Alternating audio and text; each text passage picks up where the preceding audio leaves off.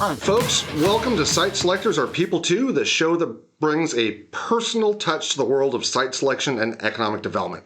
I'm your host, Devin Hillsdon-Smith, and today is another installment of Stories from the Road.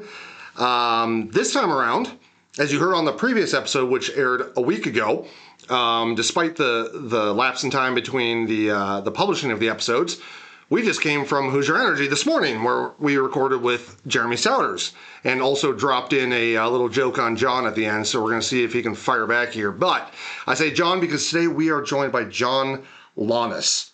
And I think your title is still Senior Vice President and Chief Economic Development Officer at One Southern. All right, John, welcome to the show.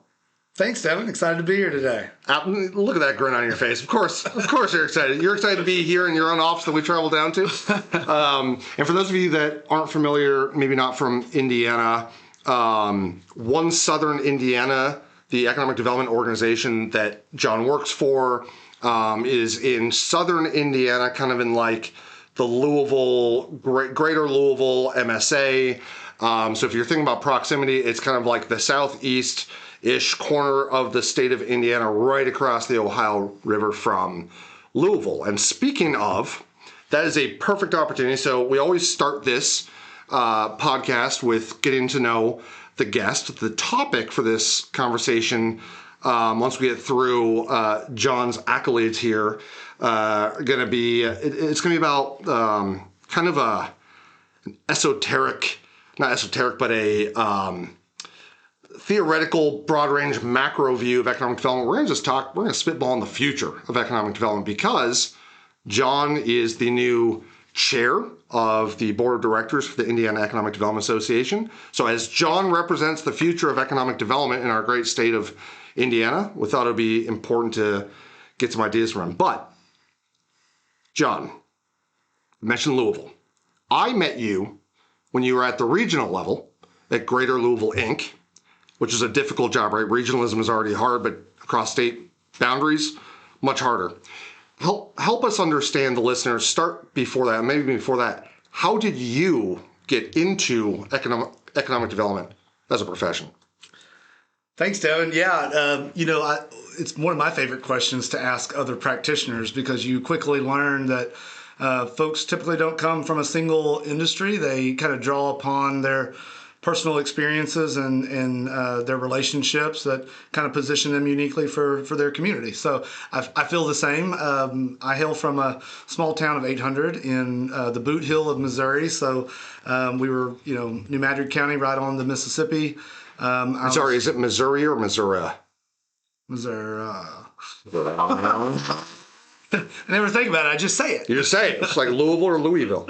When I look back, I was, call it 20 minutes from Arkansas, Illinois, Kentucky. So they grew up even in a media market that was kind of quad state. So looking back on those experiences, I spent a lot of time at Kentucky Lake, spent a lot of time in Arkansas fishing, still a St. Louis Cardinal fan, so a lot of Missouri pride. But looking in my rearview mirror, I recognize that some of that regional appreciation has helped me in some of the vantage point and the strategies that I take here now, as you said, in a bi-state metro here shared within the greater Louisville MSA. I went to college at Southeast Missouri State University, just a couple hours south of St. Louis, about an hour and a half north of where I grew up. Worked in some political campaigns directly after college. I always say, you want to get some transferable skills quick, join a political campaign. You get to work on policy and events and volunteer management and marketing. So it was just a really great opportunity. But that said, I think I was bright-eyed and bushy-tailed and wanting to make an impact. And so I found some of my skills were transferable into the nonprofit sector. And so I took a position in Louisville, had never been to Louisville, Kentucky, came here for the interview, but really fell in love with the city. I think being an hour and a half north of Memphis and 4 hours south of St. Louis, there is some kind of southern kind of charm that kind of goes along with kind of where I grew up. But I also appreciate kind of the progressiveness of some of the cities and the culture and the arts. And so I found Louisville just kind of a perfect environment for me. Not too big, not too small. Right. Now, you said you got when you studied, What was your major? I was a political science. You're a poli-sci. One of the poli-sci guys. Yep. Yeah. Same here. After I failed in architecture. Yeah. Yeah. So, I moved to Louisville. My first job was with Special Olympics Kentucky. And I ran a statewide program for there. A lot of people don't realize that the law enforcement community is actually the largest supporting vehicle for Special Olympics. Not only do they help execute some pretty complicated events like polar bear plunges or plane pulls that require a level of engagement with the Army Corps of Engineers or with emergency management services, but the really cool thing is that all of those Special Olympics regional and kind of community games, the law enforcement or emergency management support are actually the ones that do all the presentations for the awards and bring a lot of pageantry to the event. So there's a really unique relationship between Special Olympics and the law enforcement community. And so got an opportunity for several years to kind of manage that relationship between the organization and statewide law enforcement throughout the state of Kentucky. Wow. Okay. I do remember as you're talking, like, obviously we've known each other for a bit now. I keep nodding you like, oh, that's right. But I didn't know that side of things, that you were serving as the liaison, right, between the Special Olympics and one of your largest, if not the largest, supporters of the Special Olympics in your state. Yeah, really cool role. Meant a lot to me. That population is special to me. Was with them for a few years before taking a position with Volunteers of America Mid-States, which is kind of a large national nonprofit. We've got a 4-state headquarters here in Louisville, Kentucky, and they provide everything from homeless and housing services to developmental disability services to addiction recovery treatment programs, veteran services. They really are kind of a safety net nationally, but particularly in our community, providing emergency shelter housing services. And so my role was around program development and government relations, recognizing that most of those programs really took multi-year federal or state support from the Department of Corrections, the CDC, and other kind of federal funding bodies. So again, was with them for over 8 years, and really, I think built my relationships in the community. But in that work, I was, again, working in workforce and some other things, and I saw this role of economic development in my periphery, and it was of a lot of interest. I thought it really melded some of the community social kind of aspirations and impact that I wanted to have, but also had a degree of business acumen and professional engagement that, again, I kind of gravitated towards as well. So I found economic and development a nice blend of that. So what's interesting there is, so you officially then started in economic development what year? 2018? 15. Oh, 15. Oh, you have been at GLI. I was with GLI for 4.5 years. Oh, that's right, because basically I started River Ridge and I ran you out. Yeah. Yeah. No, okay. So, but still, think about that. I mean, you went from like being a relative newbie to the profession to, why did we choose you as the chair of the board? Good question. Of the statewide profession? You're still trying to figure that one out? Yeah, how'd your call go, by the way? No, I'm kidding. And again, I look back on this and I think about, we all have decisions and have to bet on ourselves sometimes. And so it's hard for me not to also kind of reflect that while I was at Volunteers of America, had an opportunity to go back to graduate school, was kind of looking at what did I want to do? I was still fairly young and took a pay cut, took a title cut, took a job as a project manager in economic development, and really kind of found my passion there. And so how I got to where I am now, who knows? But I will say that finding something that really meets your personal and professional aspirations, you find another gear and you're able to focus and work a little harder. And I always say I'm not the smartest guy in the room, and you know that, Devin. But I do love my job, and I'm not smart, but I'm quick. And I'm not smart, but I'm quick. And yeah, I agree. Showing up matters, right? Yeah, exactly. You don't have to know everything, but try to do the next right thing and continue to progress. So then you're into regionalism, right, at GLI, and I still remember our initial interactions when we were getting to know each other. So River Ridge, where I was at, we were one of the top level investors in GLI, and as a top level investor, you have, or you think you have, the right to complain about every little thing.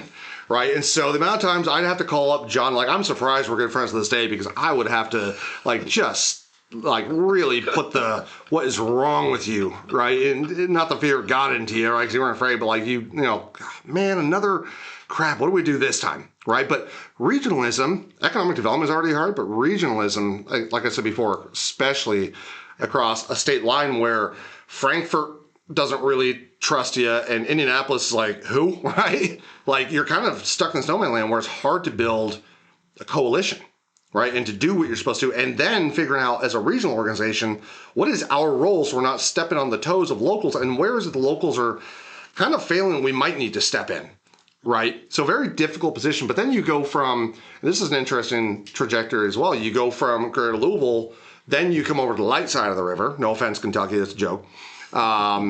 Back to one of our complaints, you know, it's color schemes in the counties across the river in an ad. Long story. Not really, that was about it. So then you move over to Ivy Tech, right? Mm-hmm. So you go from regional economic development to, maybe most people don't think of it this way, but your role, what was your title at Ivy Tech? Oh, come on. Executive Director of the Ivy Tech Foundation and Ivy Connect, which is the workforce arm of Ivy Tech. So kind of like the bridge between education and industry. That's a great way to describe it. Right? The hyphen, the connector. Yeah. So really, actually, really big change going from regional economic development to the hyphen between workforce training and workforce needs. What were some of the biggest challenges you had trying to reorient your mindset, going from maybe a more traditional economic development role to something a little more specialized on the periphery, kind of? Yeah, no, great question. And, you know, I think you hit it on the head. Regionalism is easy to say, hard to do. Yeah. Especially when you add a bi-state dynamic. And, you know, the role of GLI, you know, at that time was really around lead generation, right? And how are we marketing globally, but then competing locally? Mm-hmm. And obviously that's right for conflict unless you have clear expectations, right? And over communicate. And so, it's a tough role, but it really it can be done. It just takes a lot of intentionality, over communication, and really having a balanced relationship with your communities, right? You're serving them, they're serving you. It really is, I think, a balanced approach. And, again, was fortunate to have that experience and the relationships, and even with you, Devin. Even with me. through GLI, But yeah, you know, I think in that role in economic development around lead generation, it's a very valuable function. But I always said you're on everybody's team and you're on nobody's team. Right. Right. Because sometimes you had to recognize that your job was not to be in the room to get the deal done. Right. It was to get people to the table. And that's a fine line to kind of walk and balance when you're working projects and relationships and trying to, you know, balance, right, that, whether it's the time with consultants on each side of the river or at each site. And so, you know, when I look back, the fact that I'm sitting here at One Southern Indiana, right, and sitting here across from you, I think we all have an organizational role to play in alignment with that mission, but we also are individuals, right? And we also have to recognize that there's a human kind of aspect to what we do. And I think the more that we can recognize kind of where the allegiance to an organization is, but also where we are as humans, to be able to, you know, I always said, I recognize I want to work with these people for another 20 years, right? So it behooves me to have a level of respect and engagement, and glad that we're sitting here today, you know, despite having to have difficult conversations when our organizations, right, had some competing interest or visions or expectations. But and that's a great point to pull out there, right? Just from our experience. In this industry, you have not been in this industry very long if you have not had conflict with partners. 100%. Right?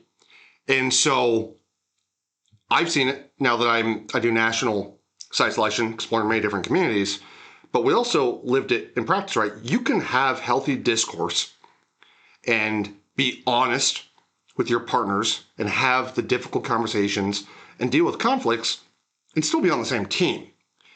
In fact, that's what makes you better as an organization, a community, a group of partners, all, because at the end of the day, you're all working towards the same general goal, the development of the economy, but you all may have different, I don't want to say misaligned interests, but you may be prioritizing different reasons for why you want to get to that goal, right? We just talked with Jeremy Souders, and the slight disconnect between what motivates a traditional economic developer.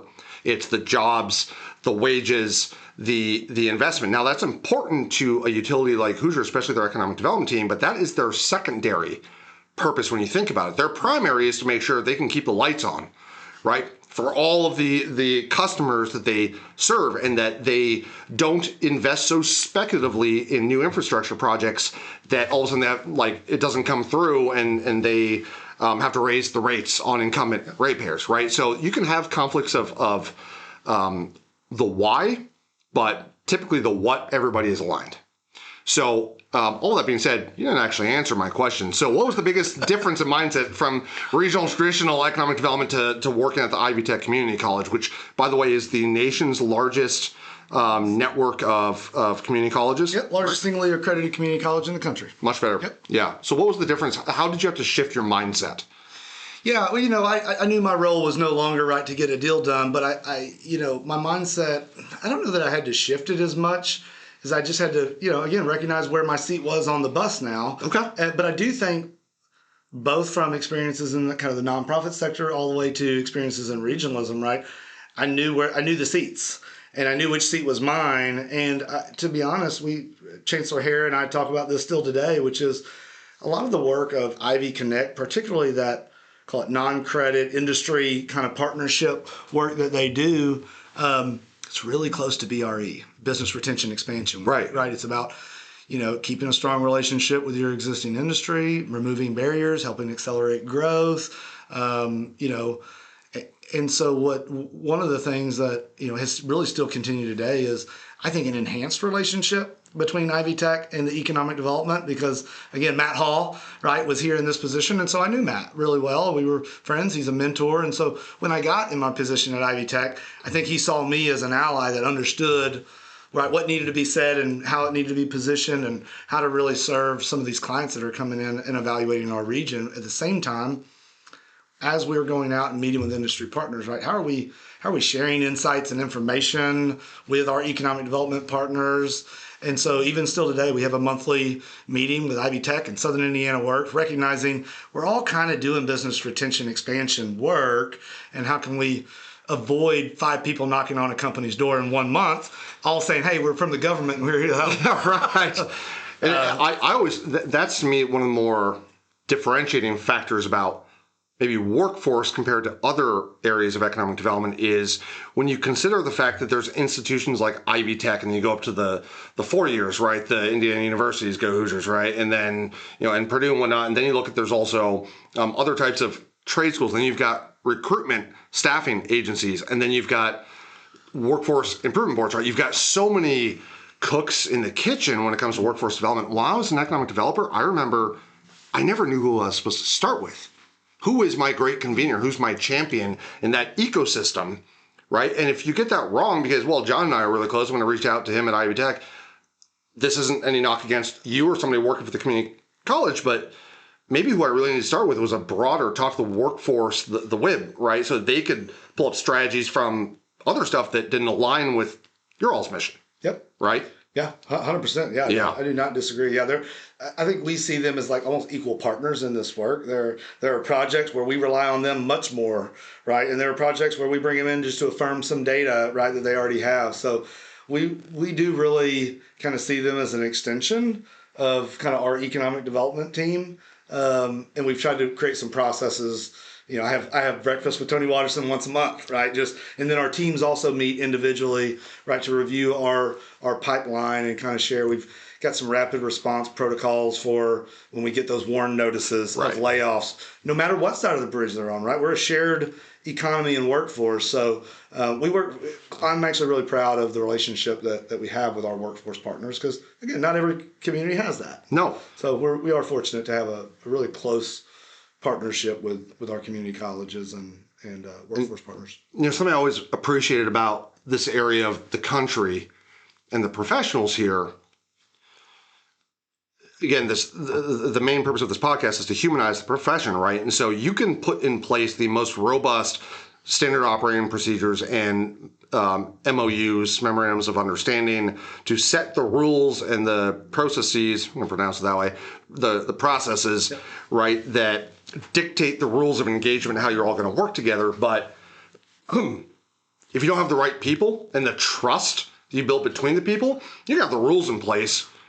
But what it really comes down to is at the individual level, your relationship, the trust that you have in each other to be able to, for example, you to share your confidential pipeline with an external party, right? And so the systems, the process, the procedures, that all matters. But again, humanizing, it's a testament to this community that these professionals down here, you all are so respectful of each other and there's so much trust and camaraderie that extra level that really matters shines through. I could have said it better myself. I honestly, some of the most proud moments that I have, obviously I always want to win a project. There's maybe nothing better than that. But at the same time, more times than not, we've left site visits and our consultants and stuff will tell us, like, man, you guys really like each, like, we're able to kind of riff on each other and, jab a little bit, but it's palpable. And sometimes 100%. We've been on Zooms and they're like, man, I can feel your connectivity kind of coming through. And so I think you are spot on. You can have the best data, the best programs, but at the end of the deal, people it's a long-term relationship. And I want to deal with people that I know that like each other, that are going to, not tell me everything's perfect, but help me overcome the inevitable barriers or conflicts in a kind of a solution-focused, collaborative way. And so 100%. I think culture and relationships can eat process for breakfast.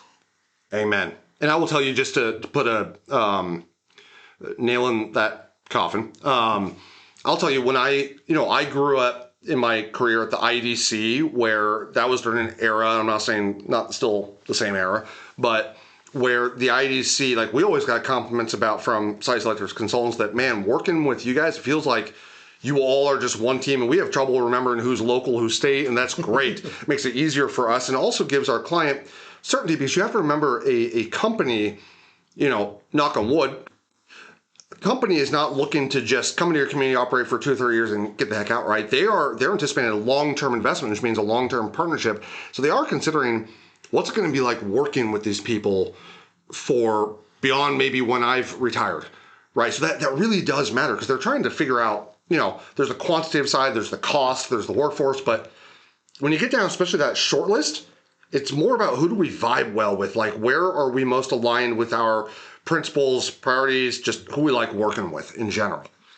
Well, and I say this, every time you're working on a deal, you're working on the next deal.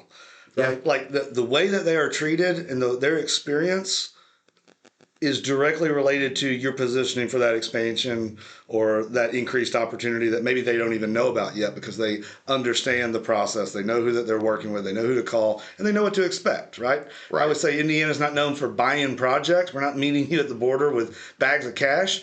But I think, we try to provide a consistent kind of, model here in the state and locally, so that our businesses kind of know what to expect. We're winning projects not based on necessarily incentives. It's based on kind of this total package of service, workforce, geographical, logistics positioning. But no doubt a healthy part of that equation is from the state to the locals to the utilities to the workforce partners. What's that kind of variable, and how do they work together, and how easy is it for me to get answers and get things moving? To put that into decision-making, a decision-making context, it literally,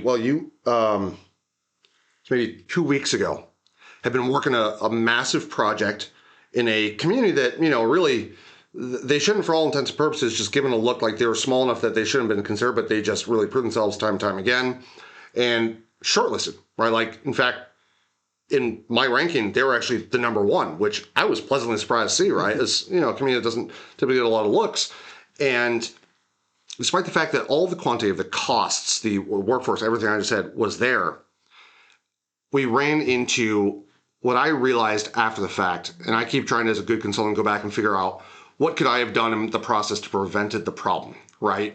Even though it was a problem created by somebody else. Maybe too far along in the process was the first time that I had a true point of contention, a serious conflict of expectations with the economic development group. And despite the fact they were ranked number one, which they didn't know on all our metrics, the way that they responded to me on that one call and their willingness to dig in their feet and say, they were right, I was wrong, how dare you do this type of stuff. John, I kid you not, I called the client. I said, all our metrics make sense, but if we're looking at something that you've told me over and over and over again, is you want a place where you feel welcome and where if you have a problem, which you will at some point, you know that they're going to fix it. I said, I'm sorry, I know this is based off an hour-long conversation, but I need to recommend we pull them from consideration because of the vibes, right? What it was like dealing with them. But before we get into like the big subject of the day, let me ask you one question. So outside of work, and besides, as Jeremy Souter says, you're really into promoting your shiny balls. What are you most passionate about? I'll give you an opportunity to explain that an hour later. Let me collect myself.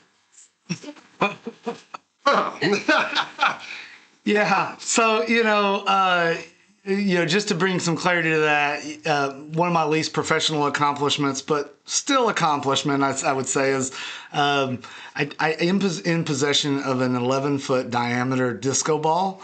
Maybe that's the next episode. So that's all the ball talk. Maybe translated into that would be music. I love music. I love listening to music. I like playing music. I don't consider myself like a great musician by any means, but knowing a couple chords, you can keep yourself entertained. But yeah, no, I love concerts. Music's always been a big kind of part of my life, and very much a passion of mine.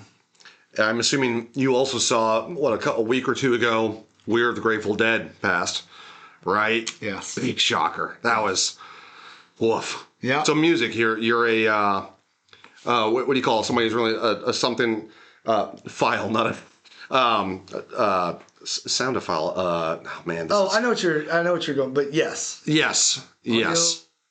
Audiophile? Yeah. That sounds right. Yeah. Well, so I grew up, my dad, introduced me to the classics, the Beatles and Zeppelin and Pink Floyd. And so always had a real kind of love. I'd still put Beatles probably kind of up at the top of my list. But, when I moved to Louisville from a town of 800, it was the first time in my life that I had access to vinyl records. And so from flea markets to estate sales to book and music exchange, I just found myself, and I think the lucky thing was this was, 15, 20 years ago. So it was ahead of some of the vinyl craze. So maybe one of my most prized possessions is, a 3,000 plus, collection of vinyl. And that kind of spans a lot of different genres. Wow. So big vinyl nerd, big vinyl collector. Man, I thought for our age, I've got a couple of hundred, but man, that's intense. Yeah, it's not fun on moving day. What's your most valuable vinyl from a true market base, what you could sell it for? Well, those original Beatles presses, kind of the White Album and stuff are pretty. But I've got a couple of kind of older stuff that's been signed by Elvin Bishop and John Prine. Is one of my idols. So I've got some pieces that are probably more valuable to me than the actual market value on some of them. But I haven't really geeked out on a lot of that kind of the valuation. I have just collected and collected and collected. Okay. Well, that's still, that's fascinating. Yeah, but I absolutely love music. That's definitely a personal passion.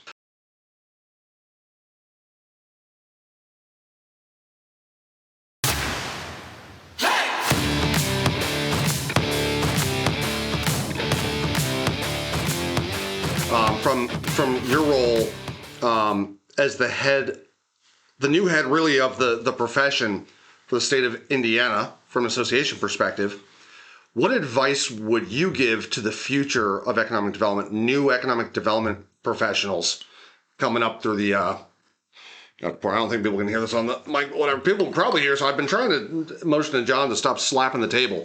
I'm going to have to tape his hands down to his khakis here in a second, but I'll see if I can get that out of post. But what advice would you give to the next class of economic developers coming into the profession? Find your people. Yes, there are people directly you're going to be working with, but there's also just a great network right throughout the state. And, I'll plug IEDA, of course, but they're all around you.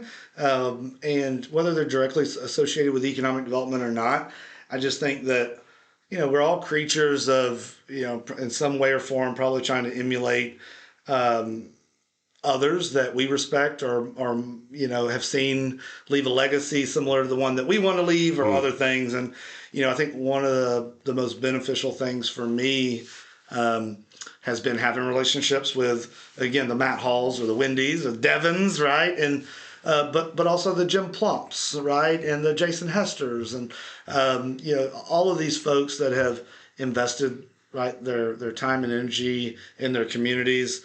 They are also excited about the industry and the next generation. And so I think sometimes you're hesitant to reach out to people to feel selfish. Right? Hey, I want to reach out just to connect or have coffee or pick your brain. I'd say there's very few times that I turn those down. Now, we might have to wait a week, a month, or 2 months to kind of get something on the books. But I've just found particularly folks in our region, in our state, in our industry, maybe tracing it back to the non-traditional roots that we all come from. I think there's a degree of humility probably when you find yourself in a role getting to represent, right, the collective benefits of your community or the state. Like, I don't take that lightly. And I think people that are pretty successful in this career don't take that honor lightly. And therefore, I think they're pretty prone to trying to pay it forward. Right. And again, not that they have all the answers, but again, just to build connectivity and confidence through relationships. And so again, that's a little generalized of an answer of kind of what's that next step, but I'd employ anybody, right, no matter your profession. Get vulnerable a little bit, right? Identify somebody that you admire and tell them that, right? Say, hey, right. I see what you're doing. I see the work you've done over the years. I'm like, I just want to understand you a little bit more. Like, man, I tell you, I feel warm and fuzzy when somebody reaches out to me and says, man, you're doing great things. I want to connect and learn more. Like, but when you're the new kid on the block, like, you're almost like, yeah, you think you don't want to do that. Bother them, right? Not knowing, especially in this profession, like, so grateful for the opportunity to pass along their knowledge. And that's, with Johnny Evan just joined Hyphen Strategies, one of the first, educational components, which has worked for you, is giving you all the old textbooks, right? The Economic Development 101, the various, business potential expansion, land development. And that's important, right? You need to understand the theories, et cetera, go to your basic economic development course. But I think to your point, people in this profession especially are so passionate about the profession and what they've done over their careers that you're not going to run into a closed door. And if you do, that's probably not the right person to get advice from anyways, right? Yeah, I think the other piece of advice, and this is lived from me, I think giving yourself a little bit of the grace and reminder that you don't have to know everything, right? Economic development is a wide lens, right? From childcare to transportation to tax rates to personnel. I mean, so the thought that you're going to know every answer. And so I would, for newer folks in the industry, I think you come into it, it's economic development, right? Wow, I'm the guy that's supposed to have every answer. And I think once you kind of drop a little bit of that guard and give yourself that, it makes those relationships even more important. Right. Because you recognize you're only as strong as your ability to pick up the phone. Right? You're only as strong because that data changes, right? That even if you think you've got every answer, give it 6 months and the data is different, right? And so your ability to quickly convene or to confirm or validate or, right, to support, you are empowered by your relationship. So it goes back to that personal game, right, of making sure that you know the folks on your team, both formally on your team and maybe outside of your region that are still on your team, and how to be able to call them and say, hey, didn't you guys deal with this up in Northwest Indiana? Can you share that package so I can understand what I'm negotiating? I mean, you just find this network is so willing to support you that that it actually kind of alleviates that anxiety of feeling like you have to know every tax rate of every municipality and everything. Right. You can always say, hey, I think it's this, but I'm going to affirm, right? There's no shame in, and actually I think there's a pride in like the people that kind of acknowledge what they know and don't know, but are quick to get it, right? And are responsive and giving you attention, but you don't have to know everything. Well, especially to your point that, we as economic developers keep getting pulled into more and more subject matters, right? Different areas. And so a follow-up question there is, okay, looking at the future of economic development, if I had to ask you to look in the crystal ball, right, what's the most recent thing we've been pulled into? Probably, childcare is the most off the wall, right? Give me like just, you're completely crazy. What do you think some of the next 5 years, economic developers that they don't have to deal with today, that they're going to find themselves going, yeah, 60% of my time has been taken up by this. Not even 60%, right? Give me like, what's the next childcare for economic developers? Man, that is a great question. It's a hard one to answer because it feels like we already touch everything, right? Yeah, no.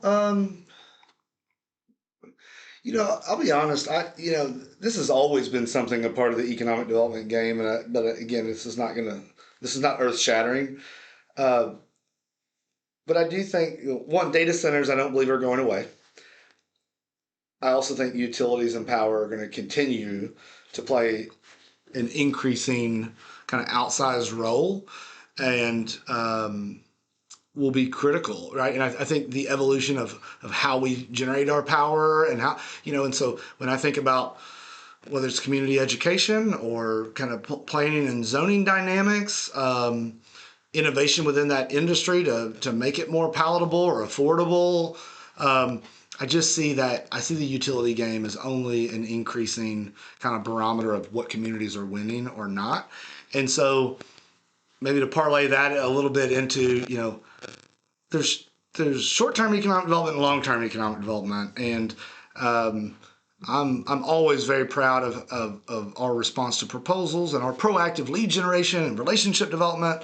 But when I really look at the long-term economic development, those are 5, 10, 15-year strategies, typically built around infrastructure or other assets in your community. And so I do think communities that are going to win in the future are probably going to get even better at advocacy and prioritization of private and public sector needs, and having a process of engagement and prioritization that, again, the community can kind of coalesce around and be able to kind of champion kind of what they need to be successful. So again, I love the project flow, right? I love working on deals, right? And we're adrenaline junkies, but right? I can feel an increased need to be able to really communicate and evaluate projects and assets and the long-term return on that investment in a much more methodical and concerted way, and be able to convene your stakeholders in your community to be able to really kind of push long-term economic development forward. I like that because, the question I asked was, like a new subject matter, but I actually like your answer. It's more of a, we're going to have to, we think we're all skilled communicators, right? But we're going to have to take that to the next level, right? Into the future, and not necessarily be skilled, but be skilled in different ways at communicating, at convening, at coalition building. It actually ties into another thought I had for you. So again, the future of economic development, we're kind of living it right now, but to your point, it's not going away. And this is driven by data centers, right? Nowadays, I feel like whenever I see a data center announcement, which, back in the day, if you saw a project of that investment level with those types of wages, like, ain't nobody was going to say no to that, right? And now you've got these massive projects, and almost every time I see an article about it, it's always so-and-so community pushes back, forms citizen action coalition. So into the future, given the fact that we're now operating off of, well, I don't even know why, but why do you think, is it because of data centers and that NIMBYism, but why do you think public trust now feels harder to attain than ever before? And I think it's going to get even louder into the future. So why is it harder to attain, and why does it seem like it's louder than ever was before? I thought you said no tough questions. So that a tough question? I thought you said no tough questions. I can answer that. Yeah. That's complex, right? And I think we could probably point out a few things that we would agree on. There's probably a couple things we could pontificate upon on kind of why public trust is the way that it is. I think bad actors have an ability to really impact the mindset. So part of that is... It takes a couple of bad examples to really Sure. put your guard up, right? You don't have to live that experience to hear about it or to know about it, and then all of a sudden you want to be protective of your family, your community, your assets, which again, that's part of the economic developer's job, right? And I say no project is the same. No data center is the same, from the technologies to the relationship that they're committing to with your community or your region or your utility infrastructure. So I do think that's, again, going back to the part of the job of the economic developer, right? How much trust do you have with your stakeholders? Right. What is your community education kind of process look like? Are you understanding what your community wants or will tolerate or will accept? And does that match with what you're going out and trying to attract? And if it doesn't, what's your role and job to try to educate or get the community to a place that they understand, right, the projects that you're trying to target? And if they can't get there, then do you really waste time to go out and try to target those if your local community doesn't want to support them and you can't get them through the finish line, right? There's a balance there, and there's no roadmap or perfect kind of process to do it. I think it's really incumbent upon that local community, that local economic developer and their team and those partners to really have, again, a more robust conversation with whether the county commissioners, right, or your mayor or the general public at large. And so, again, that's a little different than traditional economic development, where you bring in the project, you assess it. But we spend, as you know, a lot of time on these projects, right? We work years on some of these projects. So the lost opportunity, right, of spending a lot of time. I talk to a lot of utility partners, right, and they're being overwhelmed with diligence, right, surveys and power capacity. And it's like, what's our role in making sure that what we're spending our time and energy on is kind of in alignment with what the community needs? And then what's our role in kind of fostering kind of that process to make sure that we're all in alignment with what we want? Yeah. So first of all, Jeremy also made fun of you in the fact that he said that, we recorded up there in basically a Cadillac and I'm down here in a Pinto. Is there any way we can lower the blinds just a little bit more so that I'm not being... no, the other one. Yeah. So let the man... Ridge part of your territory? Yes. Okay. So yeah. Am I good? Oh yeah, you're good. So speaking of data centers and utility preparation and capabilities, right? I feel like you're in a very unique position, John, because not a lot of... Rito? Yeah, actually, that's great. Yeah, well, they can't really hear me very well, but yes, Rito. Rito? Okay. I feel like, John, you particularly are positioned very well as a Rito who actually has a data center. The Meta is currently building one in your region. So in terms of public perception, what has that been like navigating, before the contract was signed, but also now that they're actually building it, we just drove by, how public perception has changed? Let's do this in two-part. I can talk about before the deal is signed. You can talk about what's happened after. So one interesting aspect, and this also plays into public trust, is that typically economic development deals, even if they have to go through zoning and entitlement, sometimes it can be done in a confidential way. Typically, the public does get an opportunity to react to whether they like it until it's kind of too late sometimes, because in almost every state, very strong exemptions to sunshine laws, to FOIA, right? Where we get to keep all the details of our deals secretive. They can't be requested by the media. And there's a lot of good policy behind it, despite how kind of that might sound.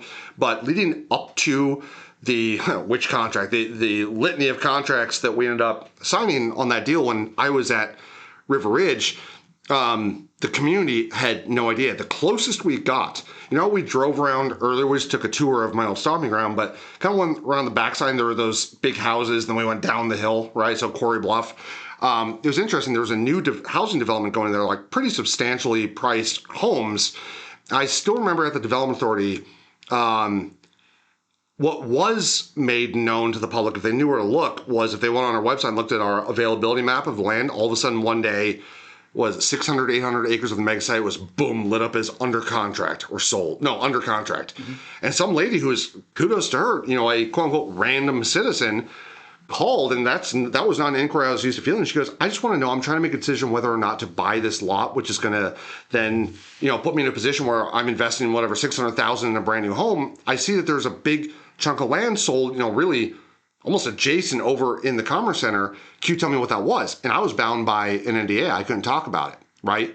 And so the public inquiring economic developers are legally prohibited by way of contracts from talking about the deals. So how do you gain public trust when that's such a secretive, like we don't trust the public process, but economic developers are trying to land deals that are for the betterment of the community? So my answer to her was, if I was buying that piece of property, I would tell you right now, I wouldn't have any concerns about what's going to go on there. I can't tell you what it is. It is industrial, but there's not going to be smokestacks. There's not going to be all this, right? So I don't know what she ended up doing. But so that was, community didn't know until finally there was that big ceremony with the governor and Meta, right? And they announced it. But John, what's it been like after that, community's perception, especially with now, again, national media outlets? Like if you search data center, almost immediately, like any article is going to be about the negatives. Yeah.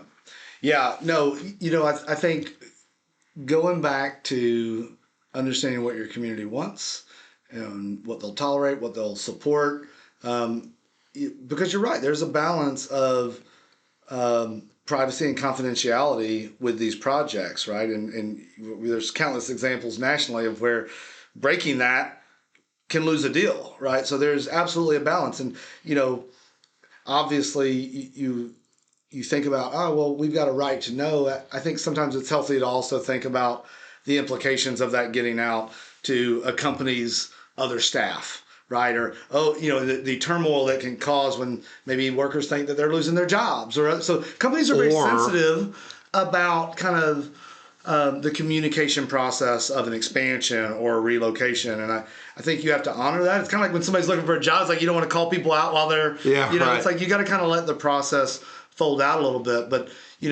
those projects, yes, they are done in confidence, but they're also done by engaging with the appropriate parties, the elected leadership, right? The appointees of the assets that they're like River Ridge, right? That, yes, there was a degree of confidentiality with the general public, but at the same time, the board of River Ridge, right, is appointed by all of the municipalities that kind of touch River Ridge or have a vested kind of interest in it. So, you can make the argument that obviously they are stewards of and representatives of the citizens. So you're absolutely right. It is a balance. But you know what that requires? That requires that the public trust. Correct. That their elected officials and those who work for them and with them are doing right by them in those closed door behind the scenes meetings. Yep. And you have the right to ask questions, right? The public asking questions is a good thing, right? And I think that, when you ask, well, what about after the announcement? I think, we have been thrilled to see the level of engagement from Meta, and this is even prior to coming out of the ground. Right, they were already very active, kind of in the community. Oh, they're community engagement advocates. Meeting with our community partners, allowing us to kind of make connections to the different school systems that are going to be providing some of the workforce, right, for their ultimate site. Even to taking a group of leaders from this community to New Albany, Ohio, where we could visit the facility that was, I'd say, probably 3 or 4 years kind of ahead of our facility. In terms of some of the build out. And so, again, it was nice for some of the elected officials and community to see that so that they can be better educators of the general public with some of those questions. They also had a pretty thoughtful educational process about the center, its operational kind of capacities, its commitments to infrastructure in the community. So, again, engagement matters. Not every data center is the same. They are, I'd say among the best practice operators in the country in terms of environmental sensitivities, ensuring that some of the cost of the utilities do not kind of get incurred on the general public. Again, they're the model. So we're excited that we got a name like Meta, right, and the quality of not only their operations but their community engagement. They now have a very active grant program that is supporting STEM programs throughout the community. Maker 13, they just did a new boardroom at Prosser. They're on our board now and are a top level investor here at 1SI. So they showed up and they're not even turned on yet. Right. Right. Yeah. So it's we see them as kind of a best practice, and I would also say they continue to show up. Right. Yeah. Some of the blasting out there at River Ridge while they were doing some of the site work and getting it prepared. Or do they have to blast a lot? Yeah, but some of the community said, hey, some of the blasting is disruptive, so they put the blasting within controlled timelines. Right. So again, they have a very responsive. Community focused platform, right? Like we are not operating in a vacuum here. We are impacting the community, but we're corporate citizens. And to your point, right? Like if you're going to get a data center in your backyard, and this is nothing against all the other ones, but from this perspective, Meta is probably at the top of best practice when it comes to being a good corporate citizen in the communities they go into. That being said, and you probably didn't mention this on purpose, I will say it and we'll just leave it at that. But just like every other community, I thought it was almost, funny is the wrong term, but I was kind of chuckling at the fact that I saw after Meta already started going vertical out of the ground, some citizens formed a local citizens action coalition like, no to Meta. It's like, dude, you guys are way too late, right? Like, and that's the fact that, this data center, this group, to your point, they do really well by the communities they're in, and yet you still had that kind of pop up. I think that a lot of that is driven by when economic developers can't talk about the project, all of a sudden the community's first hearing about the project is big announcement. They're like, wait a second. They go on, they Google and they see all of this sensationalism and negativity around backup generators and what, if they come, I'm not gonna be able to turn on my kitchen faucet. No water's gonna come out right. All of this crap that I can tell you as a semi-technical expert on it, almost 90% of it is false, and it's based off of isolated incidents, right? That you can't speak for the entire industry, but when that's the first, they see the announcement, they didn't know, and they're kind of going, wait, what's happening? They look at it and all of a sudden all this negativity. Yeah. No wonder we're having issues with public trust. And, to your point before we move on to the next one, like, I think because of some of this, not only, people are a little more, they are a little more jaded or kind of like, they're not going to believe what you say, skeptical, right? But also, I think that's an issue. But I think that it also has done something in the past. It's also the level that we've been at. Public trust has been eroded to an extent because these big secret deals all of a sudden, boom, announced. Or you see these, city council meetings or redevelopment commission meetings or plan department meetings where like the auditorium is packed with people screaming and yelling, right? So it's natural. It's a natural byproduct, I think, of the way that you have to have all this confidentiality because, again, you mentioned about like, well, you don't want employees think they're going to lose their jobs elsewhere. But the other thing is we have to remember Meta is under publicly traded disclosure laws, right? When they have stock on the stock market, they cannot make future facing statements. And so until they have all their contracts signed, they are legally prohibited by the feds from even talking about potential plans. And so they're not even allowed to. And so if a community wants a chance at laying that type of investment type of operation, they have to understand that you're probably dealing with a company that is legally prohibited from saying more. It's not that they're trying to like pull the wool over your eyes, right? Such a great point of the complexity right, of some of these projects. And to bring it back to, what you've been driving home and the point of this podcast, right? It is around relationships. It is around trust. And again, you can tell this story better than I could, Devin, but you look at River Ridge, you look at what it was as a former ammunitions plant. And, from a community that drove by it for decades, and it was a little closed off, right? You had fencing, and so now when you think about the trust that River Ridge has installed and the credibility, and I credit a lot of that, right? You got Mark Hildenbrand over there as the new executive director, Josh Staten, Wendy Dant Chester, the former 1SI president. You got a group over there that are very intentional and thoughtful. Tom Veneto, I got to mention Tom, right? Oh, don't mention Tom. but I think when you look at the story, and economic development is very local, right? When you get down to it, it's very local. River Ridge has turned something that the community's always known was there into something that they can see, they can drive through, drive through, engage with. It's the landscape, the setback. I mean, it's a world-class commerce park, right? And I see jaws drop when we get consultants here, and they're like, man, this has been really intentionally developed. And so there's a point of pride within our region. And again, you know better than I do, that wasn't given to us, right? That was purchased. That is all a self-fulfilled destiny from the land sales, the urban enterprise zone. And so I think if the community honors that and they look at it, and I'm not saying that everybody's doing backflips about Meta, but I think by and large, the community has seen over decades thoughtful, intentional development and almost kind of giving that property back to the community, right, to benefit from.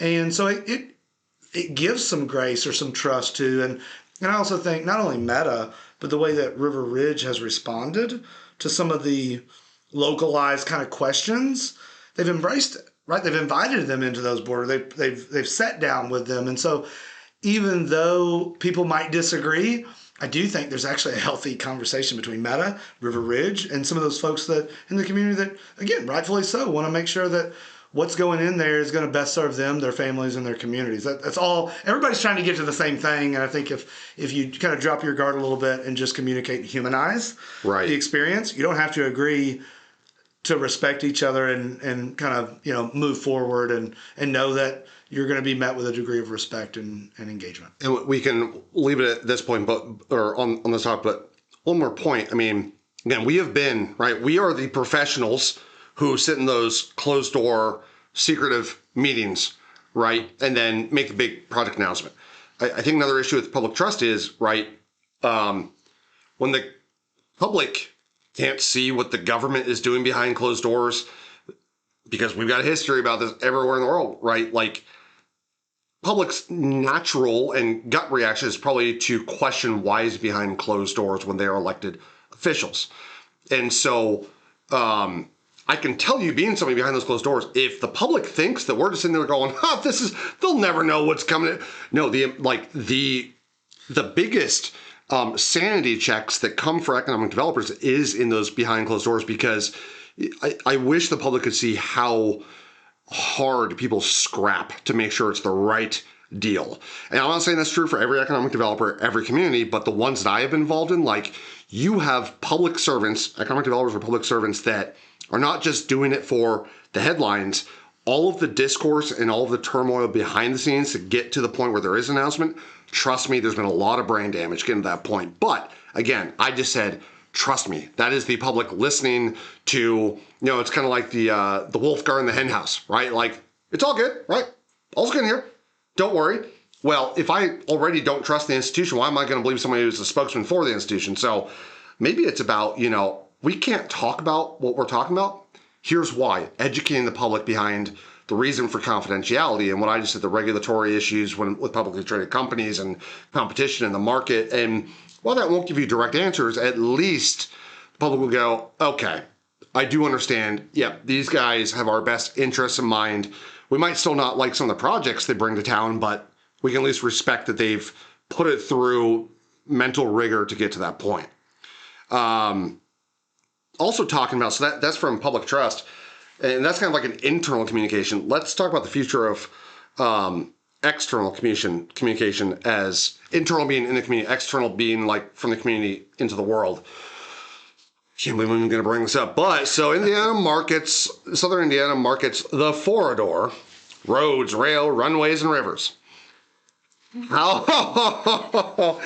It's actually really good. I just like giving you crap about it. But how does this new slogan, tagline, identity, how does that translate into future competitive edge versus the past one? I think for our region, it's important, again, to kind of recognize some of the bi-state nature and the restraints.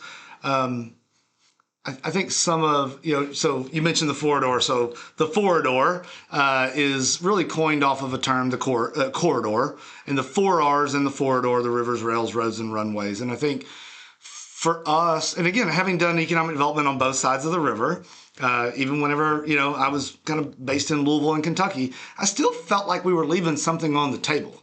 Like, again, look at my office. I love bourbon. I love horse racing. I love baseball and the little slugger bat. Like, I love them all together at the same time, right? Like, but at the same time, when you are talking to executives, folks out of market, it's a very charming and authentic cultural aspect.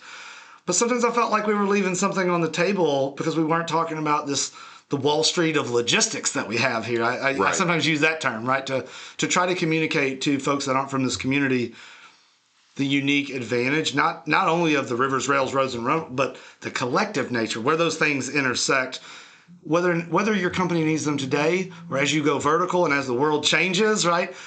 What positions you for kind of that risk mitigation, right, or increased growth opportunities? And I don't know that we talk enough about the advantage that we have both geographically and naturally with the Ohio River, but the built environment on top of that, right? Which it was already advantageous just from geography and some of the natural assets, but compile on top of that, public port systems on both sides, private port systems right throughout our region. Public transit, a bus system that actually comes across the river into southern Indiana. Correct. Right. You can't not mention UPS Worldport, right? The 5th largest cargo facility in the world, right? It's just a couple miles right from us here in southern Indiana.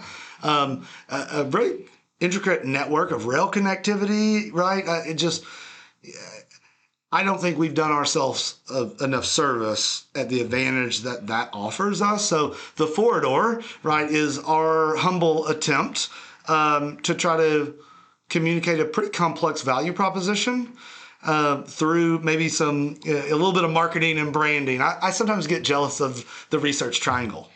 Oh, yeah. I'm like, oh, that's such a cool, right? We're on Wall Street, or I'm like, no, we're the Forador, right? And so when people ask, it's the rivers, rails, roads, and runways. And all of a sudden, I'm in a unique position to start pitching, right? Whether that's the pharmaceutical, or some life science needing that runway capacity, right? Or whether it's some commodity, opportunity that they need from the public port system, or, the ability to kind of tap into transmodal facility. Like, we just have a unique opportunity here. A lot of folks say 3/4 of the U.S. population. The data actually says it's actually about 155 million population within a commercial day's drive, 11-hour truckers, right, commercial day drive for a single driver, right? And so when you look at that sphere of opportunity and access from, again, rivers, rails, roads, and runway, we just have a really unique positioning that again, not to get too kind of global or speculative, I think our country and our region's best days are ahead of us, right? Not saying it's going to be easy, right? Not saying there's going to be some industrial scale kind of, transitions that we have to go through. But when I look at the consumption base, when I look at, population growth, when I look at political dynamics, sometimes it does feel chaotic here in the U.S. But I sometimes challenge people to lift their gaze just a little bit. And you kind of recognize that the U.S. still has some strong consistency, whether politically, consumption-based, population growth. And again, people can kind of challenge some of those, but I am, maybe it's my job to be an optimist, but I am naturally an optimist to a fault. And, when I see the projects that are coming in, I see some of this happening in real time. It feels slow in the moment, but I think if you look back over the past few years, and this goes cross administrations, right? You've seen some reshoring. You've seen a newfound appreciation that maybe I don't need 5,000 or 10,000 cheap laborers. Maybe I need 500 or 1,000 that can actually reskill every 3 or 5 years. And that requires an infrastructure, not rivers, rails, and roads, but it requires a secondary and a post-secondary, right, educational infrastructure that I think when you look across our region or even our nation, right, we've got world-class institutions throughout that might have to do some transitioning, but we've got the infrastructure there to reskill, right, at a rapid pace that I think is a competitive advantage for the U.S. I think to extrapolate, right, I think what's interesting, so we saw a trend since, let's call it just before kind of COVID, a couple years before, but, all of the stabilized mega sites in the country that were in kind of like in proximity or right next to or within urban metros, right? Like, it used to be that if you had a big industrial project, you only really looked at the primary markets around the country, right? Now, with a lot of those mega sites being gobbled up, and there's a lack of inventory. I did this when I was at Cushman. I still do it at Hyphen.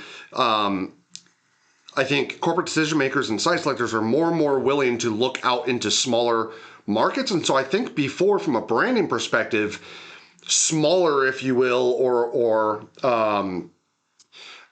fringe or adjacent neighborhoods to bigger cities, right? So like Southern Indiana, you all, and that was just natural because you had to explain very quickly where the heck in the world you are, right? You say, we're right across the river from Louisville, Kentucky, right? You established your identity based on the old world of the best sites are even in the big population centers, right? I think you guys with this new branding, it's your way of showing, I've seen it at a more universal scale, that it's almost a response to whether you meant it or not.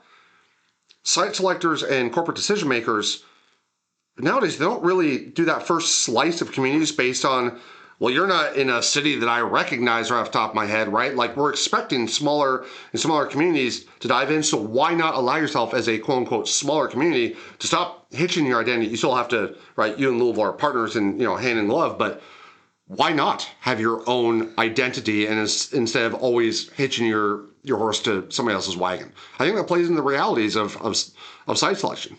100%, right? I mean, there's a lot of local pride.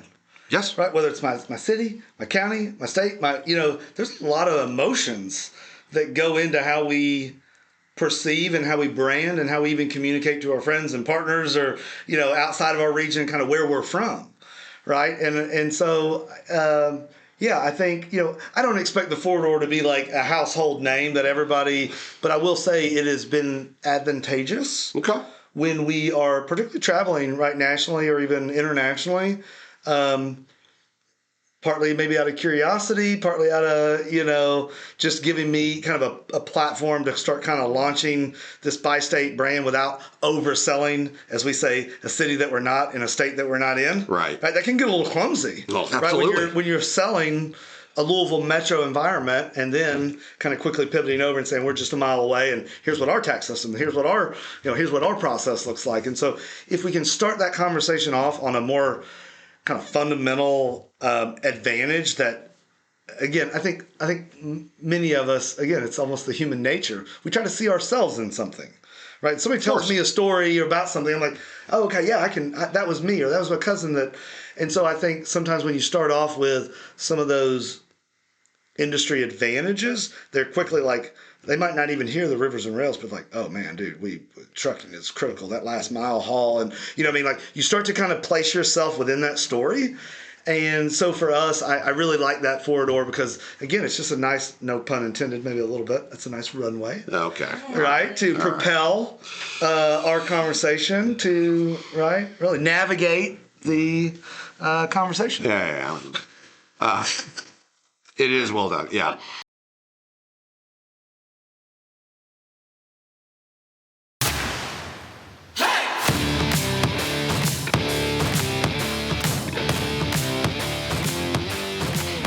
Okay, so the future, 5 to 10 years out. So first of all,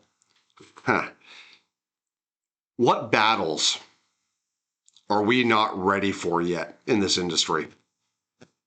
What's coming?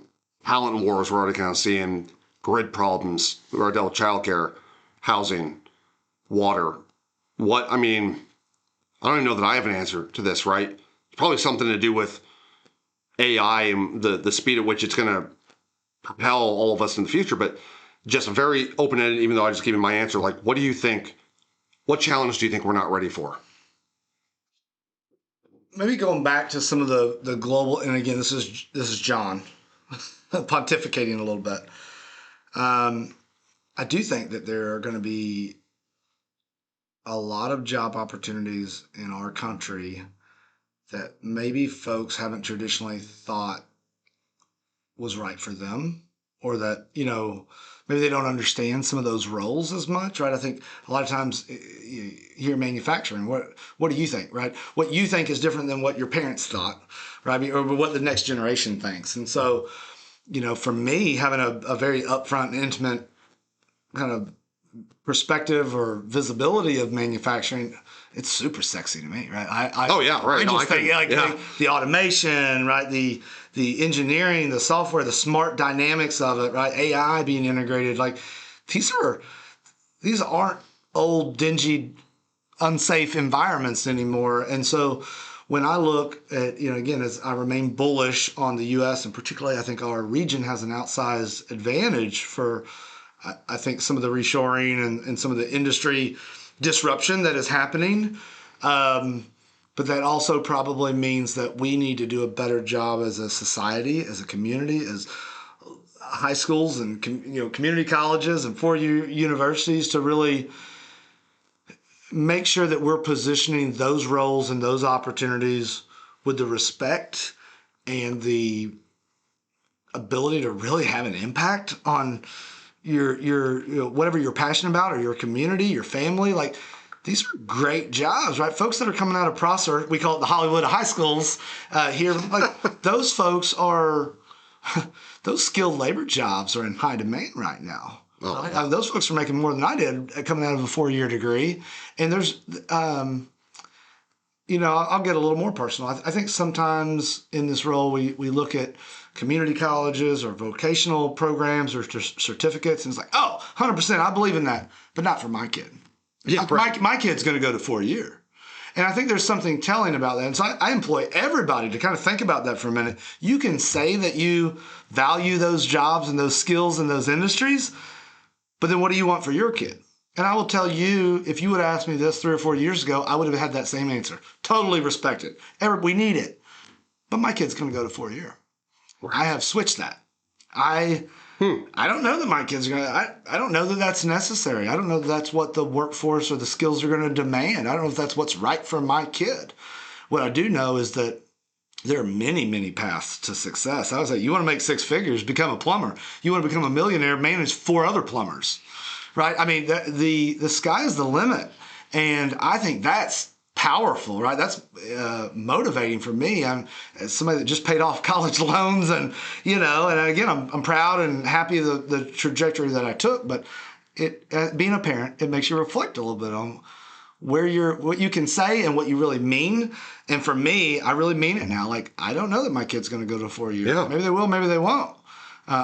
I want my kids to be successful. I want them to be fulfilled. I want them to be a contributing member of society. That doesn't require a 4-year degree. And that's not saying that 4-year degrees aren't valuable. They are. They're critical. Well, most. Right? Some. And I mean that. Like again, when we think about what we need here in society, there's a comedian that I really like, and he talked about you have some folks like, I'll do anything for my country. Right? I'd die for my country. It's like, well, what do you do, math? we really need STEM. We really need engineering. Yeah, you'll do all that, but like, would you go to college? Would you go get so that we can have the skills and the education that we need here? And so again, this isn't me diminishing the value of a 4-year or and even a 6 or 8 year education. It's just recognizing I think the trajectory for me is that like success looks very different. Right. And it's not linear. And I now feel that as a dad of young kids and like seeing and it's empowering, right? Like my kid has a lot of options, right, to be successful. And I think as leaders in an economic development or whether you find yourself as an educator, think about how you're positioning some of these roles, right? How you're glorifying or glamorizing some and how you're treating students on certain tracks, right? That matters. And I think it's important that we honor that a lot of folks that don't have 4-year degrees are going to be much more financially and maybe personally satisfied and maybe even have more impact in the resiliency of their community or their country, right, based on the technical kind of vocation, the track that they take. So that's a little personal to me, but it's made me think over the years of what does success look like as a community, but also me as a dad. So the incorporation of skill sets and understanding the changing realities of skill sets and credentials and training and education experience that you need to be successful, right? Maybe the future, because that's going to weave itself into... That's a big shift from everybody that thought they were going to have a desk job. Right. Everybody that thought they were going to have a more professional kind of 8 to 5 kind of role, right? And I just think that's going to be a shift societally that we've got to make, from educators to economic developers to elected officials, just as a society. We're going to have to really kind of recalibrate our expectations of what success looks like. Yeah, and I think also, and then I just realized we never took an initial break. That's how much I've missed you, John. We just started rolling. But then we'll get into talking about One Southern. This will be another long episode. That's all right. If you didn't want to listen to all this, you would have stopped listening anyways by now. So for those of you that are still listening, if you send me the code PEACOCK, I'll send you $5. I'm a lawyer. I shouldn't have said that out loud. There's no contract. So the other main thing I think that a future challenge that we're starting to see but hasn't really hit the point of crisis yet is with increased automation in the industrial sector and the increased prevalence of AI, factories and warehouses are going to require fewer and fewer individuals. And so now you've got a situation where economic developers, like I could easily see the unemployment rate skyrocketing, because if I was a firm that operated a warehouse at River Ridge, of course I would look into if there was now a technology that actually was stable and made sense to run this thing with, instead of a couple, 800 people who are not reliable because you're not paying them enough, or, what have you. They always complain about getting people to show up to work. Instead of dealing with that pain point, they're going to be going, if I can automate this, I can trust machinery to run it. So then as an economic developer, it's kind of like, okay, how do we handle these big projects where the capital investment is massive because of automation and technology, but now we're used to, with the large scale investment in traditional manufacturing, large scale job creation comes with it. I think we're going to start to see job creation go plummet for traditional, especially warehousing, with investment going higher. And so I think we're all going to have to, it's going to be a paradigm shift on how we think about what is the right project, a good project for our community, and trying to get out ahead of your existing industrials. What happens when they fully automate? They're not the bad guys, right? Because their competition's doing it. They have to do it. What happens when they do, and all of a sudden those 800 people, 700 of them are out of a job? And the labor market is tight for that skill set because all of those folks are automating. So I think that's something that we're not paying attention to closely enough as a profession. And it's going to bite us all in the butts here in a bit, because that's a massive paradigm shift. Yeah, no doubt this is going to be consequential. Yes. The optimist in me, the forever optimist. Yeah, bring it on. Also thinks about some of the correlations between entrepreneurialism and startups, and even self-investment. And sometimes, times of low economic tides, right? Sometimes you see more startups during those times. So, the optimist in me says, okay, we've got more technology, we've got more, we can do more with less. Does that spur innovation, right? Does that Maybe spur a renaissance, right, of folks that, because again, so strong communities and economic developers and governments will, projecting this, they will have programs put aside, because somebody going from making $18 an hour in a warehouse to start your own company, it's not like they have $100,000 in the bank saved, like, oh, I can go for a bit and build this thing up, right? For a lot of people that are making the kind of working level wages, that's not a reality. But if government and communities can step in and implement programs to help that transition, I agree 100%. I think one of the things I take from some of my earlier career experiences in some of the social service nonprofits at VOA or other things, like, you start to gain this. And again, I come from a town of 800, not super diverse. And so, best education I ever had was working at Volunteers of America, because I got to get a front row seat at the resiliency of humans. And that, to be honest, is one of the most optimistic or motivating things, is that humans are weird beings, right? And they have this innate desire to provide for their families, right? To, I think, be a good, right, community steward, neighbor, right? But also to be productive, right? And so I think in some of these evolutions, I think it's hard to predict, right? But I think it could accelerate some of that internal human resiliency. Yeah. And then what does that look like, right? Do we have this kind of total renaissance of how to kind of manipulate and leverage AI and automation and all this newfound time, let's say, that we have? Sure. Right? What do we spend that on, so right? As a society or as a community? But yeah, obviously there's a role for communities and government and state to play, but at the core of this is humans' innate desire to leave the world in a better place for their kids, right, or their family. And that is a powerful, more than any incentive or anything they can do. And so there's a little piece of me that thinks that, again, not that it's going to be easy, but we might see some real cool innovations and entrepreneurship and an ability for, I think it's something about the gig economy. Right. And what is that balance, right, of what people work on and when they work on it and who they work on it with. Right. And does our society maybe transition to more of that, right, where we do, maybe we're not a single income family anymore. Right. Maybe it's 5 different things that we're doing, a little more diversified of a personal, maybe I've got something on my own that I'm working on with a group of friends. Maybe I do work for a couple of different companies doing different things, right, where I add value, and how does that all kind of come together to maybe even create a better quality of life for us and how we dictate the terms. I think about some of these Uber jobs.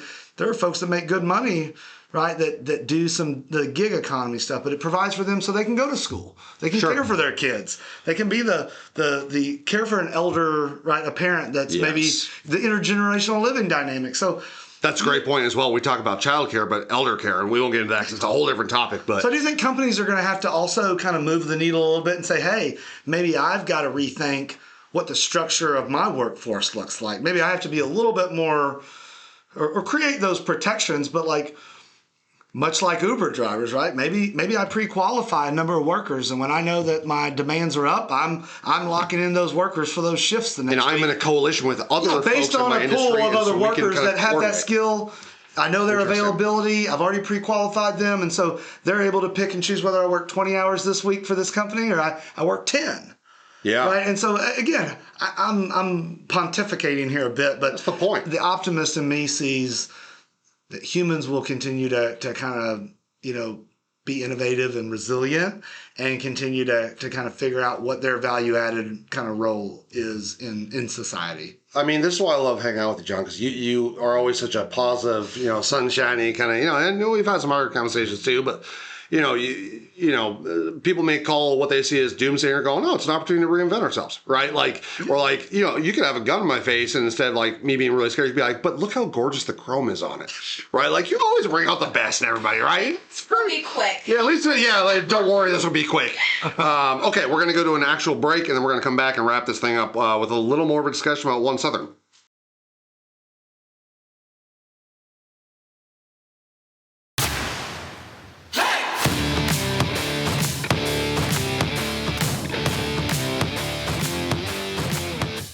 I'm going to start with this side. What emerging sectors is One SI focused on that you will believe will drive future growth for the region?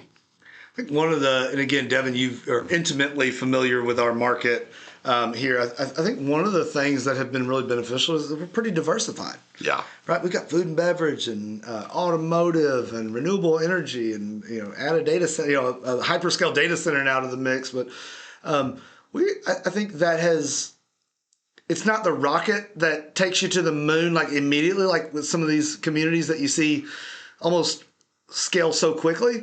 But it has been, I think a tempered kind of growth, and has also made us a little more resilient. And slow and steady. Yeah, slow and steady, right? It's through diversification can build resiliency and So when we see COVID or when we see economic downturns, I think we're fortunate that we haven't maybe felt, not that it's not painful, right? But I think our environment is able to kind of take some of those punches because of the diversification.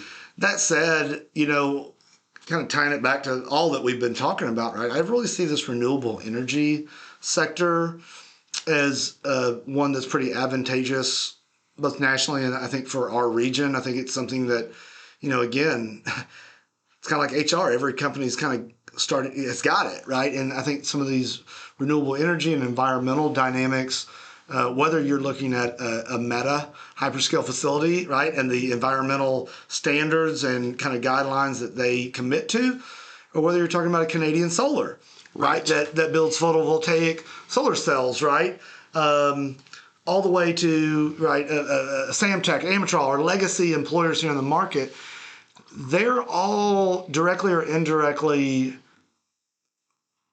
contributing to, I think this growing appreciation and critical nature of renewable energies. Right. And so I really love what it does. Again, when I think about the necessary utility infrastructure that we need to continue growing, that balance of kind of community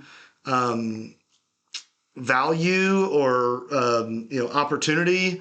I just really see that renewable energy sector as being broad enough that gives us the flexibility, but also specific enough to really develop some core competencies. Right, exactly right. Deep workforce benches. You can't try to be somebody to everybody. I would say economic development's not something you arrive at. It's something that you're constantly getting footing in. And so, when you land a project, that's just footing, right? To go after the next thing. So I know this won't air immediately, so I'm going to let a cat out of the bag. Tomorrow, January 23rd, we will celebrate alongside Vincennes and Prosser, and we will announce a new aircraft maintenance program out at the Clark Regional Airport. Very cool. So super excited, right? That's going to be, I don't know how much I can share, but it'll be a new facility out there that will create a new aircraft maintenance program, but also house the commercial pilot program out there, right? So you think about that Clark Regional Airport on 700 acres out Right. there. So not only from an FBO kind of charter flight growth standpoint, but if your company's needing end of runway access or near end of runway access, I think that's a real growth opportunity for us. That we're getting footing in this new aviation maintenance program out there, but what does that now put us in a higher competitive positioning to go and attract what we know is high wage jobs like aircraft maintenance, right? Those, I think the industry standard is around $37 an hour, right? So that's $10 over our county average wage. So the fact that we've got a pipeline that's going to obviously benefit those students, ensuring that they can get jobs, right? Whether at UPS or right, Southern Indiana based employers, or even right outward. We want to put those students in a point of success. At the same time, I'm kind of giddy because it provides the economic development, right? A new strategy and footing to go after and better position ourselves to get the types of projects that we want. Still in manufacturing, but right within aerospace and aviation maintenance. So and that's why, and I don't just say this because you're a friend, but that perspective right there is probably why you're one of the best economic developers in the country. And don't give me that, and I mean this. I don't give out compliments too lightly. I mean, because I think a lot of economic developers, because how we're conditioned, it's always fighting to get to that press release, right? As soon as that happens, it's kind of like, all right, on to the next thing, right? Like we had our win. But what you just kind of described is, I think this is the healthy way to look at it, is what can we now do with this win to continue pushing the community, right? We got a foot in from this one industry. Well, Canadian Solar, they're going to make them there. So there's a chance they're going to need warehousing. There's a chance they're going to need specialized techs for that facility. So new service providers, right? How can we take one project win and build an ecosystem? You're working on the next deal when you're working on that. I mean, again, right. And again, that's exciting. Yeah, it is. It is. So again, thank you for breaking news. Now I'm going to release this today. And we'll actually, when I, for those of you that are listening, which if you're hearing my voice, you are listening. I don't know why I said that. I'll put a link to the press release that happened on. It will happen January 23rd, right? Okay. Tomorrow. Right. January 23rd. So we'll link it in so you guys can see exactly. Link to the 4-door too, right? All right. All right. Yeah. Yes, we'll put in the 4-door. All right. One more question about Southern Indiana. So we're looking into the future. And this is going to be an open-ended question. What would you like to say to site selectors and corporate decision makers considering your community for the future? And don't give me some of the basic that everybody talks about, no taxation, infrastructure access. Give me something unique, right? What would you want to say as a big selling point, or just something positive? And I can't quote Kurt Signetti and say, we win, Google us, right? Google the 4-door. Let's see how many other regions have used the term the 4-door. Yeah. Yeah, no, I think for us, I think our region, again, based on that natural benefits of logistics infrastructure built on, right, through decades of investment and maturation, right, of the infrastructure that we have in place, which is we've got it in place, right? And I don't think we've done a good enough job about communicating it. And again, I think in some of the global dynamics and the projects that we're seeing now, I feel like we are uniquely positioned, again, to be that partner today, but also in the future, right? I think a lot of, when you look at companies, if you're not growing, or if you're not innovating, or if you're not having some risk, right, then you're falling behind. I think sometimes about the companies, those top companies 20, 30, 40 years ago that people don't even know about today. Like, you kind of forget how quickly corporations and industries, right, evolve, and those folks that are at the top 10, right, over 10 or 15 years, it shuffles pretty quickly. And so I think for our region, the opportunity is really in how we communicate kind of who we are and what we do. And again, we'll lose projects and we'll win projects. I'm a big believer that you win projects that are right for you, right? And not that you still don't want to win every project, right? There's definitely that. But if you win those projects that are not right for you, guess what? You may not have found it during the deal making stage, but the pain points will come out. The worst thing that you can do, and again, I equate that to whether you're going on a first date or whether you're working with an economic development project, you're going to sell a false bill of goods. Right. You're going to act like somebody you're not. Are you going to promise them things that you don't even have or can't deliver on? Or are you going to be your authentic, true self? Definitely emphasize your advantages, right? Mitigate your, but at the end of the day, I think as an economic developer, it's not our job to oversell. It's actually to be pragmatic, to be realistic. And I think I sometimes say the consultants that we work with have more resources, more data, probably more insight into your community than you realize. We likely already know everything you're about to tell us. And it's likely in how that you either affirm their data, or if you do show different data, be able to validate it, right? Because that interaction and that relationship is going to kind of transcend that project and future project. As you know, the economic development world gets smaller the more you get into it. And, you work a deal with a consultant today, you work a deal with them next month. So again, you're working on your next deal. Every time there's been projects that,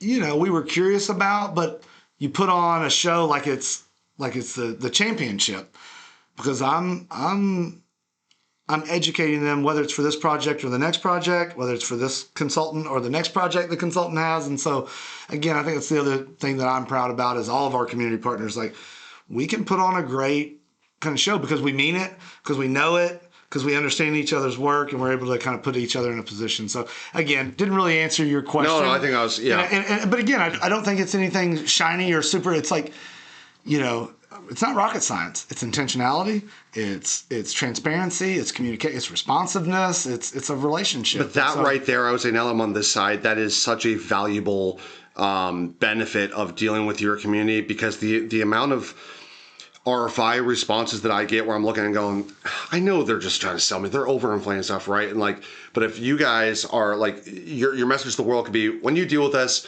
you're not going to get the fluff, the BS. Like, we've had enough hard conversations internally. Our MO is, it might not be the best answer, but you're going to get the real answer from us, and we're going to get that much closer to the truth that much earlier on. So if it's a wrong project, you can cut bait and move on, which is good for us, because it was a wrong project for you, be wrong for us. You don't have to go 3 months through an RFI process to all of a sudden figure it out. Like, we're going to be very transparent up front. Yeah. So the other big thing that I would say that differentiates this community is that, was it Matt Hall saying that you get the benefits of being within a big city metro, and but you also get the same benefits of being out where there's a little more space to operate, right? Best of both worlds type deal. 100%. So, all right. So, you know what the final question is. Give me your best fun fact or your best joke. Dang, we already talked about the disco ball. I know. That's typically my well, here's a fun fact about that 11-foot diameter disc ball, right? Wasn't it, by all intents and purposes, known as the largest disco ball? Yeah, well, the data on disco ball sizes is a little soft. But I like to say confidently, this is the largest disco ball this side of the Mississippi. Okay. All right. I mean, if you got a bigger one, you show it to me. I'll quit saying it. But, John's big, soft, shiny balls. God, I'm gonna get pulled off the air faster than I expected. It reflects my values. But do you have any jokes that are appropriate? Yeah. What are the values that come with having big, soft, shiny balls, John? Confidence with humility. Do you have a good joke? Oh man, I really should have better prepared for this. Oh yeah. Okay, here's one. You're gonna love this. No. Perfect. You guys ever looked up and seen the kind of birds flying in a V? You ever notice that one side is always longer than the other? Yeah. Do you know why that is? I do know the real reason, but what's your reason? There's more birds on that side. Okay. Okay, I got one more, and this is a thanker. Okay, my wife, I can't wait to let her listen to this because she hates this joke. It's a thanker. Perfect. We're gonna. All right, you ready? You know what ET is short for? You seen the movie ET? Yeah. You know what ET is short for? Extraterrestrial. Nah, he's just got little legs, I guess. Okay. Okay, John, thank you for coming on, giving us a real look and a humorous one at the same time at where economic development is headed. I, as a member of the board of directors under your tutelage as the chair now, couldn't be more excited for the future of economic development. I'm going to ensure that every time you open up a conference that you tell a dad joke. So to everyone listening, thank you, as always, for tuning in to Site Selectors or People 2. As I said last time, I'm going to keep saying it. If you got value from this episode, share it with one person in the industry who needs to hear it. Because at the end of the day, we're all people, and site selectors are people too. John, buddy, love you. Thanks. You, Devin. Appreciate you. Just a heads up, views expressed in this podcast are solely my own and are not attributable to any employers, whether past or present. Thank you.